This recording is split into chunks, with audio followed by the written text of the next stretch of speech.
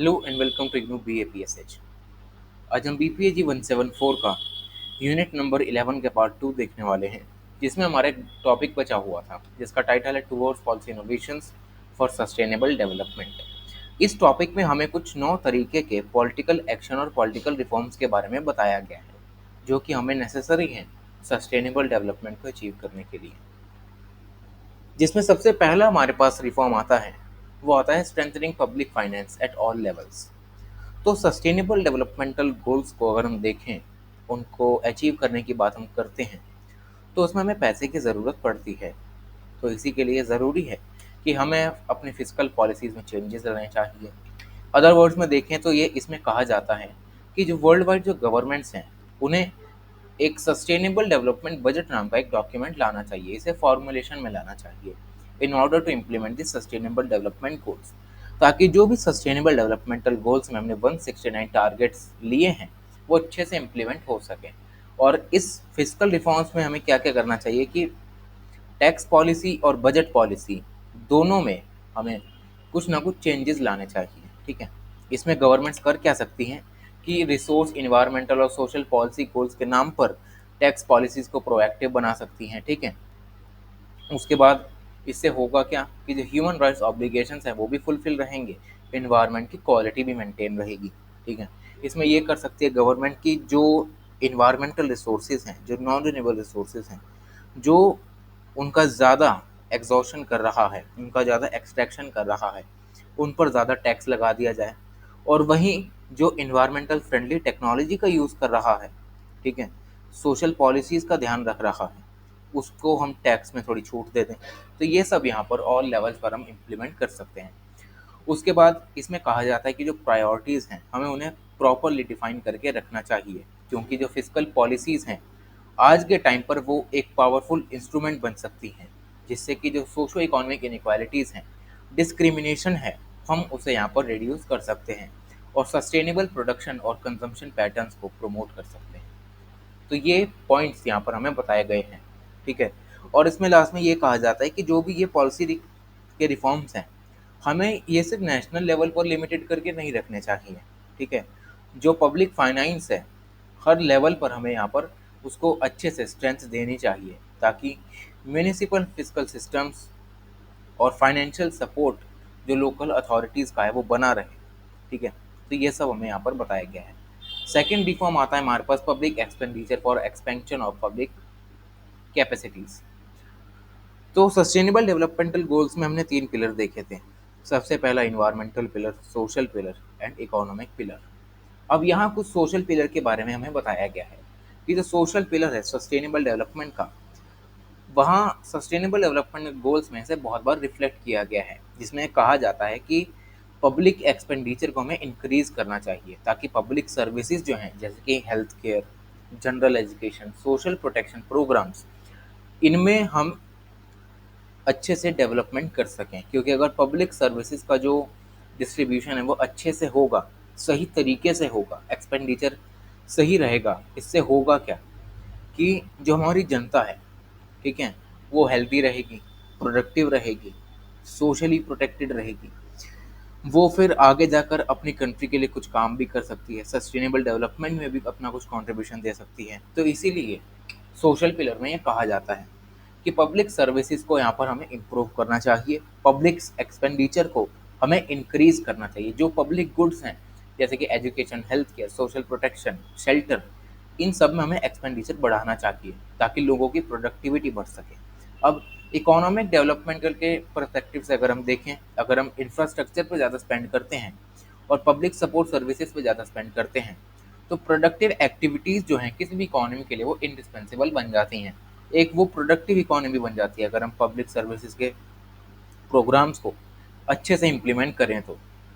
और अगर करंट की बात करें तो इसमें ये कहा गया है कि जो प्रायोरिटी है वो हमें एक्सट्रीम पॉवर्टी के सिस्टम्स को मिटिगेट करने से यहाँ पर शुरुआत करनी चाहिए, कि जो एक्सट्रीम पॉवर्टी में जो भी देश जी रहे हैं उनको पहले वहाँ से निकाला जाना चाहिए।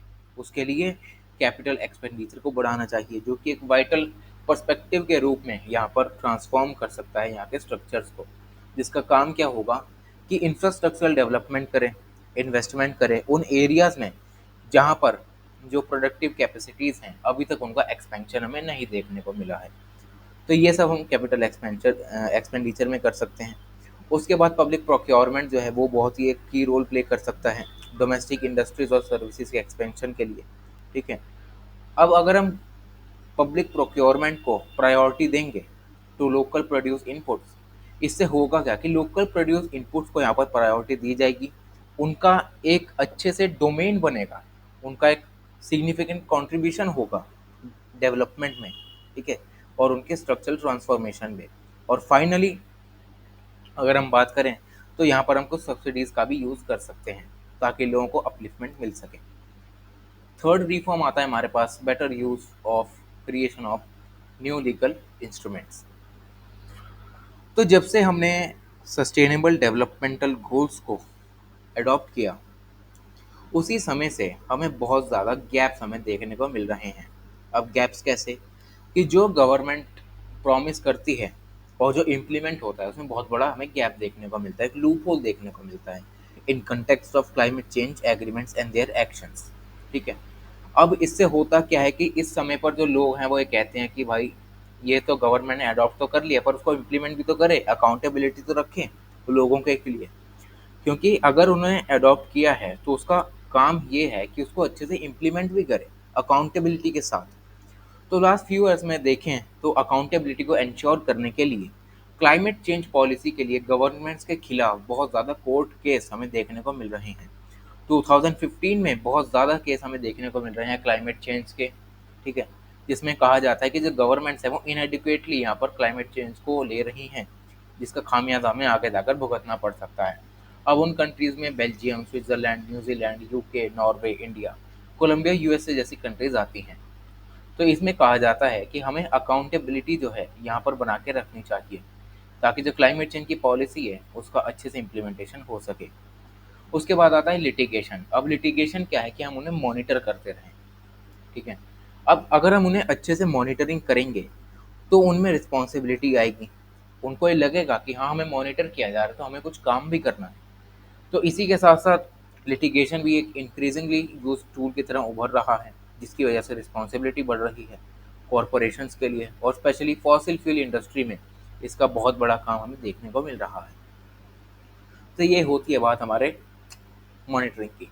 अगर हम बात करें ह्यूमन राइट्स की तो बहुत सारी ऐसी ऑर्गेनाइजेशंस हैं जो कि अब इंटर गवर्नमेंटल ऑर्गेनाइजेशन बना रही हैं। एक इंडिपेंडेंट जैसे यूएन है, अब यूएन के अंदर ह्यूमन राइट्स काउंसिल है। अब उसके अंडर ह्यूमन राइट्स काउंसिल के अंदर बहुत सारी छोटी छोटी ऑर्गेनाइजेशन बना दी गई हैं ताकि एचआरसी जो कर रहा है वो हमें दिखता रहे, उसकी रिस्पॉन्सिबिलिटी बनी रहे, गवर्नमेंट जो है वो अकाउंटेबल बनी रहे। तो ये सब यहाँ पर किया जा रहा है। इसमें बहुत सारे एग्जाम्पल्स भी दे रखे हैं जैसे कि एफएओ है, इसने कुछ वॉलेंटरी गाइडलाइंस जारी की हैं जिससे कि जो फूड सिक्योरिटी से रिलेटेड जो भी इश्यूज गवर्नमेंट्स नेगलेक्ट करती आ रही हैं वो उन्हें यहाँ पर बार बार इनको याद दिलाएं। ठीक है, रिस्पॉन्सिबिलिटी दिलाएं ताकि ये उनके उनके लिए काम कर सकें नेशनल फूड सिक्योरिटी के कंटेक्स में। तो ये सब हमें यहाँ पर देखने को मिल रहा है। अब जैसे कि हमने ऊपर ह्यूमन राइट्स काउंसिल का एग्जांपल लिया जिसमें यही बताया गया कि ह्यूमन राइट्स काउंसिल में एक बहुत ही माइलस्टोन डिसीजन यहाँ पर लिया गया है। ठीक है, यहाँ पर एक इंटर गवर्नमेंटल वर्किंग ग्रुप बना दिया गया है। ठीक है, जिसका ये काम रहता है कि ह्यूमन राइट्स कमीशन जो है या काउंसिल है उसमें जो भी ह्यूमन राइट्स बनाए जा रहे हैं, जो भी एक्टिविटीज़ हो रही हैं उन पर वो नज़र बना के रखे ताकि वो एक्टिवली अपनी जो प्रोसेस उसमें एंगेज रह सकें। तो ये सब हमें यहाँ पर देखने को मिलता है। नेक्स्ट रिफॉर्म आता है हमारे पास refining measures and indicators of sustainable development. तो जब से हमने 2030 का एजेंडा अडॉप्ट किया, इसको अडॉप्ट करे हुए हमें 3 साल हो चुके हैं। अब इन 3 सालों में ये देखने को मिल रहा है कि सस्टेनेबल डेवलपमेंटल गोल्स जो हैं उनमें जो प्रोग्रेस है उसके डेटा में बहुत बड़े बड़े गैप्स आ रहे हैं। और इसी की वजह से ये जो इम्प्लीमेंटेशन है सस्टेनेबल डेवलपमेंट गोल्स का वो आज तक के टाइम्स में भी डिबेटेड रहा है। जो एसडीजीज हैं उनका जो चैलेंजिंग पार्ट है वो यही है कि बहुत बड़े बड़े डेटा गैप्स आ रहे हैं। कुछ जो नेशनल स्टैटिस्टिक्स ऑफिस होते हैं वो हमें प्योर फॉर्म में डेटा नहीं पब्लिश करके देते, कोई देते हैं तो अनएडिक्वेट डेटा देते हैं, ठीक है। कोई देता भी है तो कुछ ऐसा डेटा देगा जो कि बहुत पुराना होगा। तो इसके ज़रिए होता क्या है कि सस्टेनेबल डेवलपमेंटल गोल्स की जो मॉनिटरिंग है उसमें बहुत ज़्यादा हैम्परिंग होती है। हम ये जज नहीं कर पाते कि कौन सी कंट्री कितना प्रोग्रेस कर रही है, कितनी स्लो जा रही है सस्टेनेबल डेवलपमेंट गोल्स को इम्प्लीमेंट करने के लिए। और ये सारे जो डेटा गैप्स हैं ये हमें बहुत ही क्रिटिकल एरियाज में दिखाई दे रहे हैं, जैसे कि poverty, climate change, environment, gender inequality और गवर्नेंस। क्योंकि ये सारे टॉपिक्स जो हैं सस्टेनेबल डेवलपमेंट गोल्स में बहुत ही ज़्यादा इंपॉर्टेंट टॉपिक्स हैं। इनको सबसे ऊपर रखा जाता है सस्टेनेबल डेवलपमेंट को अचीव करने के लिए। अगर इन्हीं में ही डेटा गैप्स आएंगे तो हम ये जज कभी नहीं कर सकते कि हमारा वर्ल्ड जो है वो आगे बढ़ भी रहा है या नहीं बढ़ रहा है, ठीक है। तो इसी को यहाँ पर फिक्स करने के लिए हमें मॉनिटरिंग की ज़रूरत है और रिव्यू प्रोसेस की ज़रूरत है, जिससे कि जो गवर्नमेंट्स हैं उनको कुछ नेसेसरी रिसोर्सेज प्रोवाइड किए जाएं, ताकि जो डेटा गैप्स हैं उनको ये फुलफिल कर सकें, कोई भी लूप होल ना छूटे। अब उसके बाद यह भी कहा जाता है कि 2030 का जो एजेंडा है अगर हमें उसे अच्छे से इम्प्लीमेंट करना है तो बेस्ट अवेलेबल ऑप्शन है हमारे पास प्रॉक्सी इंडिकेटर्स का। तो सस्टेनेबल डेवलपमेंट को अगर हमें अचीव करना है 2030 के एजेंडा के साथ, तो सबसे बढ़िया जो बेस्ट अवेलेबल ऑप्शन है वो हमारे पास रहता है प्रॉक्सी इंडिकेटर्स। प्रॉक्सी इंडिकेटर्स कैसे हो गए कि मान लो ये एक गवर्नमेंट इंडिकेटर है, ठीक है, ये अपना काम ढंग से नहीं कर रहा, तो इसी के जैसे गवर्नमेंट से अलग कुछ इंडिपेंडेंट इंडिकेटर्स बना दिए जो कि काम वही करेंगे मॉनिटरिंग का, पर गवर्नमेंट से अलग होंगे। अब ये अपने अगर इंडिकेटर्स को इस्टेब्लिश कर दिया है, इससे होगा क्या कि एक कॉम्प्लीमेंट्री पैरेलल प्रोसेस चलता रहेगा। हम एक इंटरप्रिटेशन लगा सकते हैं, डेटा को गैदर कर सकते हैं उन 169 टारगेट्स के जो हमने अचीव करने के लिए रखे हुए हैं, कि कौन सी कंट्री उन टारगेट्स को अचीव करने के लिए कितना काम कर रही है, ठीक है, कितने रिसोर्सेज को एलोकेट कर रही है, कितना फंड दे रही है। तो इससे हम यहाँ पर ये सब इम्प्लीमेंट होते हुए देख सकते हैं। नेक्स्ट रिफॉर्म आता है हमारे पास closing global governance gaps and strengthening the institutional framework for sustainable development. तो ऊपर हमने डेटा गैप्स को देखा, इसमें हम देखेंगे कि ग्लोबल गवर्नेंस में जो भी गैप्स हैं हमें उनको फुलफिल करना है और इंस्टीट्यूशनल फ्रेमवर्क को यहाँ पर स्ट्रेंथ देनी है। तो इस सभी के बारे में हमें यहाँ बताया गया है कि जैसे हमने 2030 का एजेंडा लिया, उसके पॉलिसी रिफॉर्म्स करें। अब उन पॉलिसी रिफॉर्म्स के अच्छे से इम्प्लीमेंटेशन के लिए हमें एक strong well equipped public institution चाहिए at national and international levels. अब अगर कोई भी इंस्टीट्यूशन स्ट्रॉन्ग नहीं होगा, वेल इक्विप्ड नहीं होगा, उसके पास प्रॉपर रिसोर्सेज नहीं होंगे इस 2030 के एजेंडे को अच्छे से इम्प्लीमेंट करने के लिए, तो सस्टेनेबल डेवलपमेंट किस काम का रहा, ठीक है। इसीलिए यहाँ पर कहा जाता है कि नेशनल और इंटरनेशनल लेवल्स पर पब्लिक इंस्टीट्यूशन को हमें स्ट्रॉन्ग बनाना चाहिए, वेल इक्विप्ड बनाना चाहिए, ताकि एक इफेक्टिव और एक कोहेरेंट ग्लोबल गवर्नेंस यहाँ पर हम ला सकें, ठीक है। और ग्लोबल लेवल पर देखें तो यूएन भी जो ये क्लेम करता है कि फिट फॉर पर्पस, ठीक है, इसमें ये कहा जाता है कि जो यूएन है उसमें भी हम कुछ रिफॉर्म्स ला रहे हैं एग्जिस्टिंग इंस्टीट्यूशंस में, और नई नई बॉडीज़ बना रहे हैं जहाँ पर जो गवर्नेंस गैप्स हैं वो एग्जिस्ट करते हैं, ताकि गवर्नेंस गैप्स यहाँ पर फुलफिल हो सकें। और अगर हम गवर्नेंस गैप्स की बात करें तो अगर हमें इन्हें फुलफिल करना है तो हमें इन इक्विटेबल डिस्ट्रीब्यूशन जो है उसे यहाँ पर कर्ब करना पड़ेगा। मतलब ऐसा नहीं होना चाहिए कि एक यूएन की ऑर्गेनाइजेशन है, वहाँ पर जो जिनके पास जिन देशों के पास ज़्यादा पैसा है वो ज़्यादा रिप्रेजेंटेशन ले रहे हैं, उनका डिस्ट्रीब्यूशन ज़्यादा हो रहा है, जो लोग गरीब देश हैं उनको यहाँ पर कम डिस्ट्रीब्यूशन मिल रहा है। तो ये सब ग्लोबल गवर्नेंस गैप्स में देखने को मिलता है। इसमें कहा जाता है कि इन इक्विटेबल डिस्ट्रीब्यूशन को हमें कर्व करना है, ठीक है, डिसीजन मेकिंग में सबको प्रॉपर तरीके से पार्टिसिपेशन देना है। तो ये सब यहाँ पर हमें बताया गया है। और यूएन के कंटेक्स्ट में अगर हम देखें तो यूएन में भी अब इंटर गवर्नमेंटल टैक्स बॉडी बना दी गई है यूएन में, ताकि जो यूएन की मेंबर स्टेट्स हैं वो उन पर मॉनिटरिंग कर सके कि कौन कौन से ऐसी कंट्रीज़ हैं जो कि यहाँ पर धांधली कर रही हैं, सभी को इक्वली पार्टिसिपेशन करने का मौका मिल रहा है कि नहीं मिल रहा है। तो ये सब इंटर गवर्नमेंटल बॉडीज़ में हो रहा है। सेकंड, एक डेट वर्कआउट इंस्टीट्यूशन बना दिया गया है यूएन सिस्टम के अंदर, जिसमें जो क्रेडिटर्स और डेप्टर्स होते हैं वो आराम से अपने डेट को रिस्ट्रक्चर कर सकते हैं, उसको फैसिलिटेट कर सकते हैं। तो ये सब कुछ पॉलिसी में आता है।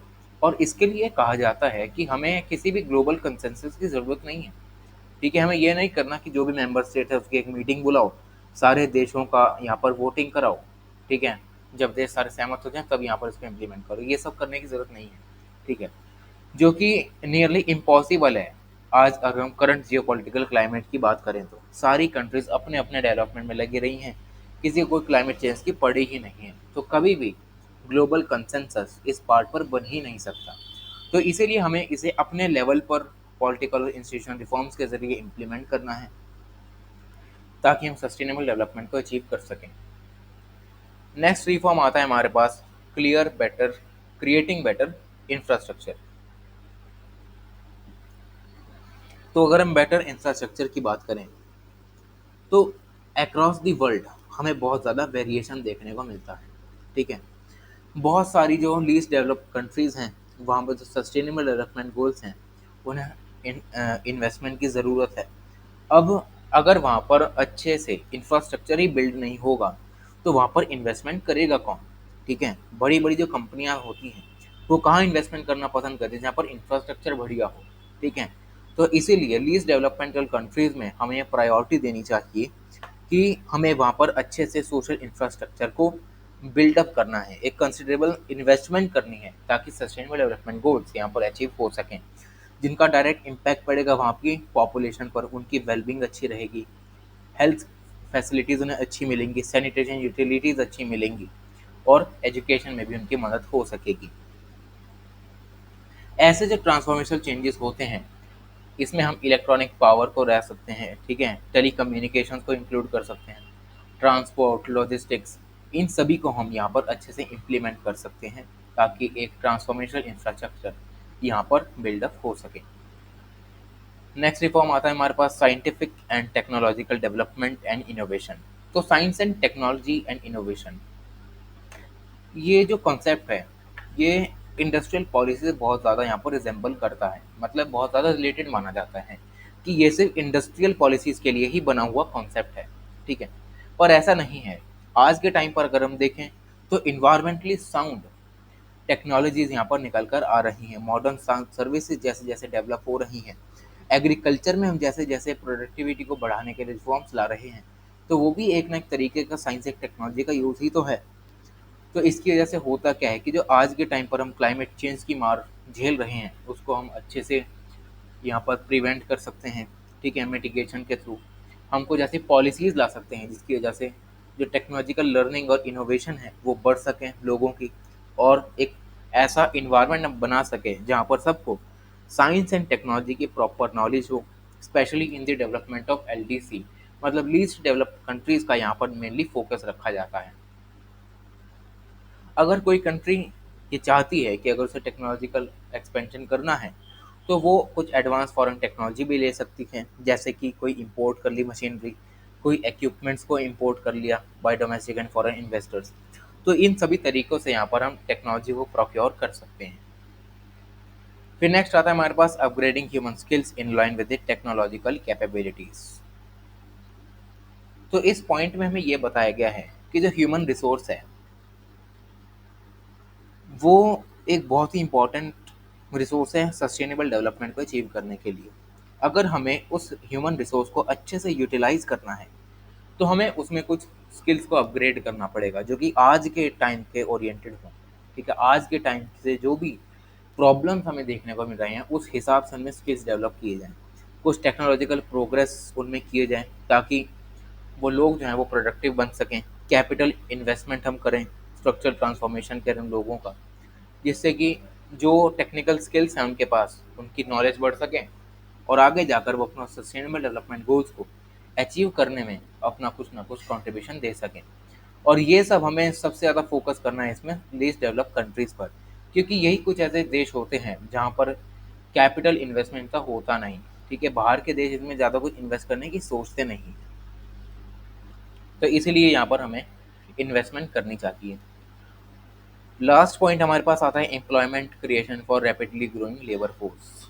तो हम देख रहे हैं कि वर्ल्ड की पॉपुलेशन धीरे धीरे बढ़ रही है।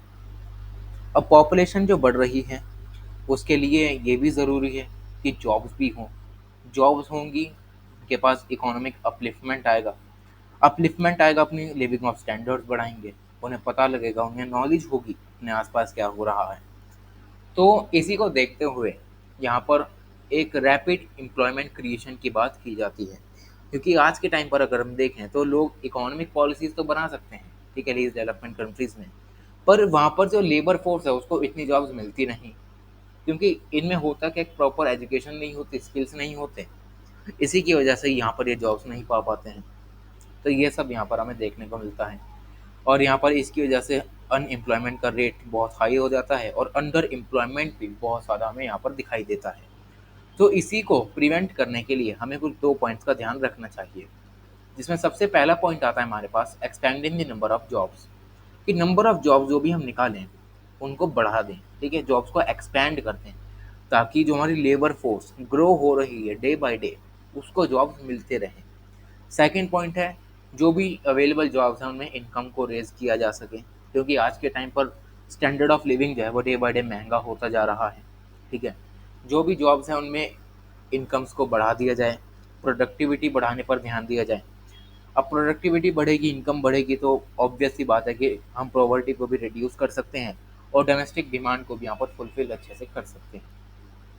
तो यही सब है हमारे पास कुछ पॉलिसी इनोवेशंस एंड रिफॉर्म्स। तो इसी के साथ हमारा यूनिट भी खत्म होता है। Thank you so much.